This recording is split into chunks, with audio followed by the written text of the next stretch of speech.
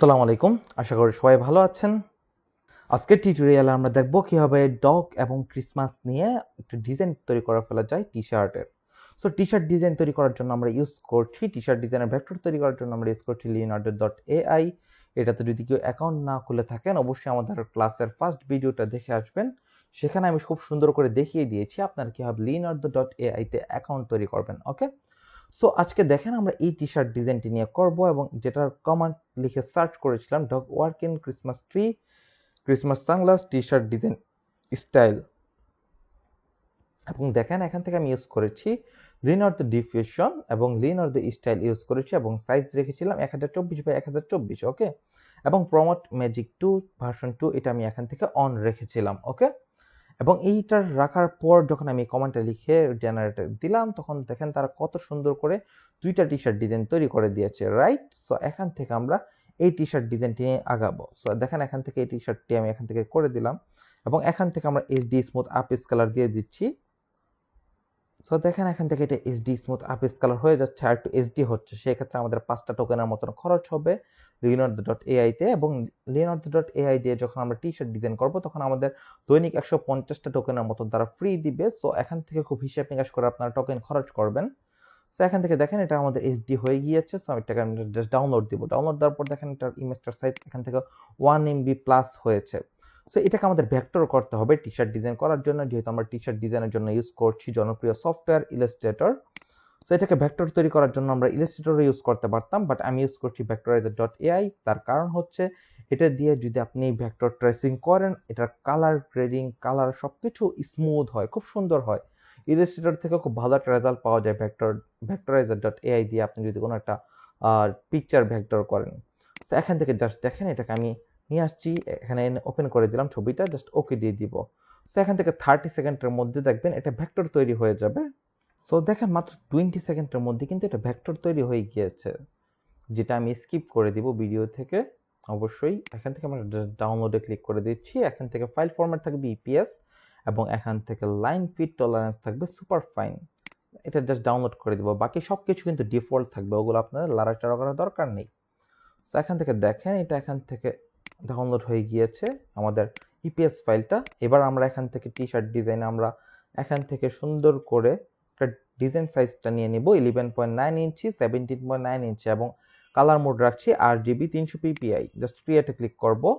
ক্রিয়েটে click করার পর just দেখেন এখান থেকে আমরা ব্ল্যাক একটা ব্যাকগ্রাউন্ড নিয়ে নিচ্ছি এটার জন্য এবং এখান থেকে এটাকে ব্ল্যাক কালার দিয়ে দিলাম। ব্ল্যাক কালার দিয়ে দেওয়ার পর এটাকে Ctrl+2 দিয়ে লক করে দেবো, যেহেতু আমাদের টি-শার্ট ডিজাইনটা ব্ল্যাক টি-শার্টের উপর ওটা প্রিন্ট হবে।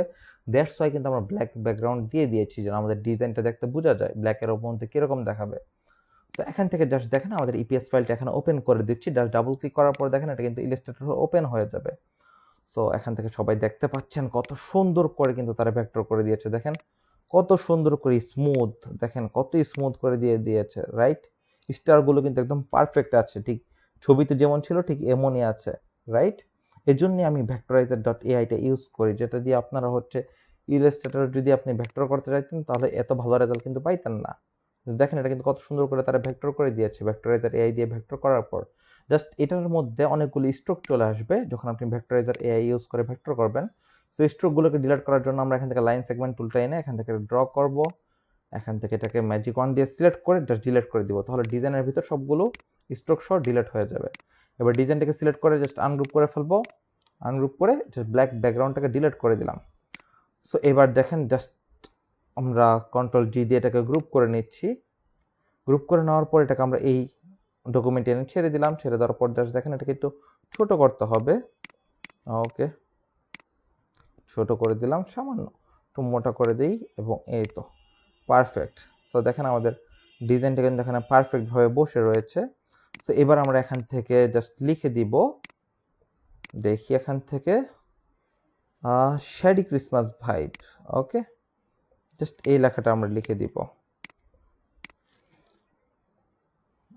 শ্যাডি বলতে বোঝাচ্ছে সানগ্লাসের এই শ্যাডটা, এই জন্য আমরা এটাকে সানগ্লাসটাকে এরকমভাবে জেনারেট করেছি। সো এখান থেকে দেখি এটাকে আমি এখান থেকে ফন্টটা দিয়ে দিব, এই ফন্টটা দিয়ে দেওয়ার পর এটাগুলোকে সবগুলোকে আমি এখান থেকে আপার কেস করে দিচ্ছি এবং শ্যাডি লেখাটাকে আমি Ctrl+X দিয়ে কেটে দিচ্ছি। কেটে দেওয়ার পর জাস্ট দেখি এখান থেকে শ্যাডিটা এখান থেকে হোয়াইট কালার দিয়ে দিই। হোয়াইট কালার দিয়ে দেওয়ার পর শ্যাডি লেখাটাকে আমি জাস্ট একটু সামান্য করে ওয়ার্প করে নিচ্ছি আর্ক দিয়ে।